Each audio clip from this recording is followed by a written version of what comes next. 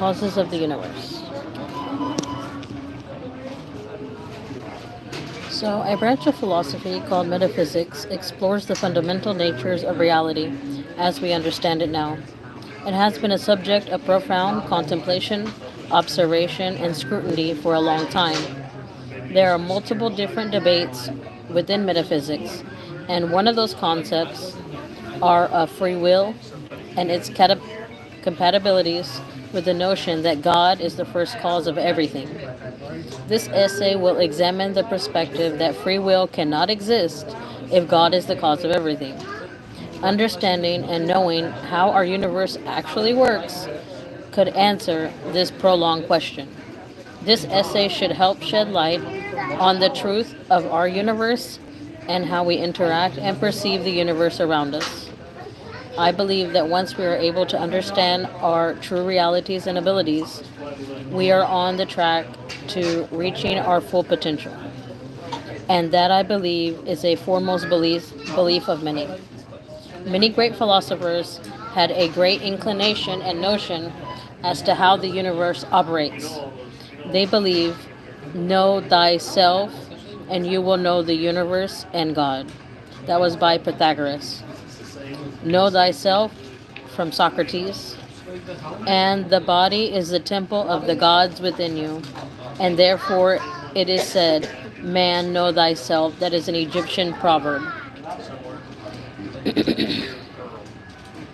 In metaphysics, there is a core concept that is essential to understand as the fundamental foundations of the viewpoint of many metaphysicians. That is, that God is the first cause. This viewpoint goes along with theism, poses that God is the ultimate source and the originator of all existence. In this perspective, God is the creative power, an initial cause of the universe and everything in it. There is multiple logical reasoning of why it is assumed as a significant reasoning of such belief. There are the two main reasons behind their philosophy. One, every being must have a significant reason for its own real existence, either in itself or in another. Otherwise, it would be totally unintelligible, which is radically meaningless, not acceptable as an explanation for our real world. Or two, but if one, then its existence is self sufficient or self explanatory, and no further questioning is needed to ask. If two, then it must have its significant reason in another, something else in the order of a real being. This significant reason in another is called its efficient cause, that which is responsible by its actions for the real existence of another, either in a part or in a whole. That's from Clarke 179. These concepts were exceptional beliefs for that time period. They bridge the gap in trying to conceptualize the unknown mysteries of the universe. For many, they still are building blocks for their belief system. There are some differences of opinion, mainly once you try to add the notion of God being the first cause and the belief that we have a free will of choice in our lives, meaning that if God is the cause of everything, then there is no room to believe that we don't have control over our actions since it is predetermined. The free will concept is known by metaphysicians that we as humans have a free will and are able to make our own choices without any influences from any kind. One of those arguments that exists in metaphysics is called the concept of causal determination.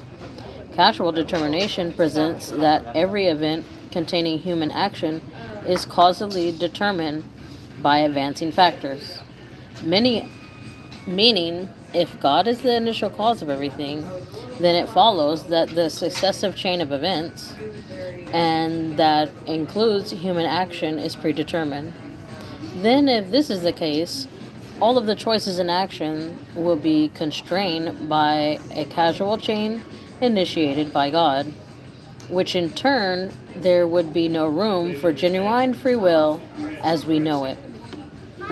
To understand the concept of free will completely, we must first understand the origins, that concept of the principle, from a philosophical standpoint. Due to the framework of this essay, it will be condensed into one paragraph of where free will instituted from. So, free will was presented to us with one of the oldest and most vexatious philosophical problems because free will provides a basis for one of the central concerns, namely moral responsibility. This term refers to the human intuition that persons can be judged as praiseworthy or or blameworthy for the violations that motivated their actions. These judgments are based on established ethical criteria, such as those found in the Ten Commandments, the Book 2 of Exodus, of the Israel Torah. One necessary condition for holding persons morally responsible for their action is to presume that they willed them freely. Although just what is or ought to be meant by freely has been, as we shall see, subject to considerable controversy. Yet, whether reasonable meaning we may attribute to the phrase willed them freely, the concept of free will cannot help but contradict another human intuition. That's from Stent 12 through 13. We can infer from this that the notion of free will came from an ethical system, set of rules or laws that would set order in human society, social behaviors with the understanding of right and wrong, which to many is what religion is at the core. Now that we have established what free will is and oriented from, there is still one more question at hand. If God is the cause of everything, then where does our free will come into play? From my standpoint, and many others, is that free will is just a concept, if not an illusion, that was just put into play for control. There are even scientists that agree with this stance. One YouTube video talks about it more in depth, and I will put it in the sources. Since we have established my stance on what free will is now, I will lead you to the next part of this essay that will discuss how and why God is not the first cause of everything. While many philosophers and scientists had a belief that God was not the first cause of everything in the past, we now have concrete evidence that this is simply not the case. The Monroe Institute is a research of higher education facility. Their core emphasis was focused on exploring altered states of consciousness and the enhancement of human potentialities, and one main ability, psychic abilities. Essentially, through the use of binaural beats and hypnotism and other auto technologies. In this program, they found that they were able to access other dimensions, other realms, and able to expand states of awareness through altered states. With these profound findings, the CIA became extremely interested and involved in this program. The CIA had been involved for over 20 years before they declassified this document, which I will attach to the full document except for page 25. This page is not declassified as it has contents that will cause for demolishment of religion and a worldview that we currently are in. As the higher echelons of power do not want to come about to know this at this time, and many other things are blocked from public access. The finding in the program are that the world as we perceive it is not what we think it is. It is a hologram, and our perception of things are all energy that perceives to be real matter, but there's no such thing as real matter. To vastly understand these concepts, as it may seem absurd to the normal person, but for those that work in quantum mechanics, quantum physics, and many scientific communities may understand this more clearly and from different perspectives than others. What should be thought of this? Since we have established that this world is a hologram, then there's no such thing as a need for a first cause of things. We create and are a part of our own realities. I believe that our human capabilities are far more advanced than we give credit for. And like the old saying that I spoke about in the beginning, know thyself, is to know thy universe, and that is the key. We are the absolute. You are the creator.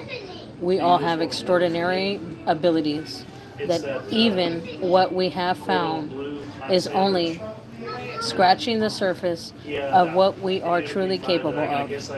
Your question now be, if we're so powerful, why does no one tell us?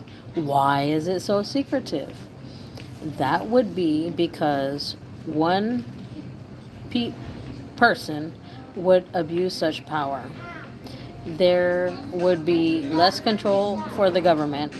And the second reason is because it would create an unbalance, and the people in power do not want to have anyone on their level. Here's the clip from the CIA document that speaks more about the universe, and even in ancient times, they already had the notion, but now, due to the Gateway Project, there's actually proof. In